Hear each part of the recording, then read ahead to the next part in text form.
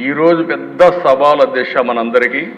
రాజకీయ పార్టీలో ఉండే వాళ్లే రౌడీలైతే, రాజకీయ పార్టీల నేతలే నేర చరిత్రలైతే రాజకీయాలు అండగా తయారవుతాయి.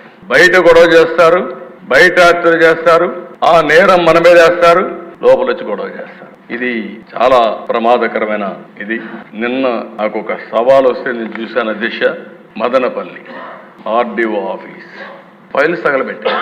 అంత మునుపు ఎన్నికల్లో రిజల్ట్స్ రాలేదు. ఇక్కడ సిబిసిఐడి ఆఫీసులో చాలా ఫైల్స్ ని తగలబెట్టారు. హెరిటేజ్ ఫైల్స్ అవన్నీ తగలబెట్టారు. తర్వాత ఎన్నికలైన తర్వాత పిసిసిబి పొల్యూషన్ కంట్రోల్ బోర్డ్ ఫైల్స్ తీసుకుపోయి ఆ ఫైల్స్ తీసుకొచ్చి కరకట్ట పైన తగలబెడతా ఉంటే ఆ విలేజర్స్ చూసి తరుముకుంటే పారిపోయారు. అది కేసు పెట్టారు.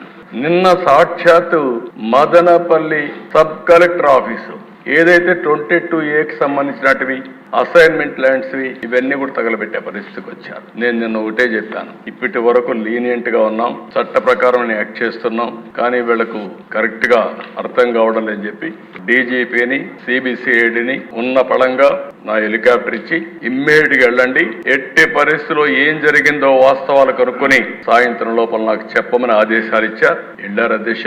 వాళ్ళు చెప్పింది అయితే ప్రైమా ఫేసి ఇది షార్ట్ సర్క్యూట్ కాదు, ఫైల్స్ డెలిబరేట్ గా కాల్చారని చెప్తున్నారు. ఎంక్వైరీ చేస్తాం, యాక్షన్ తీసుకుంటాం అని చెప్పి కూడా నేను మీకు తెలియజేస్తున్నా.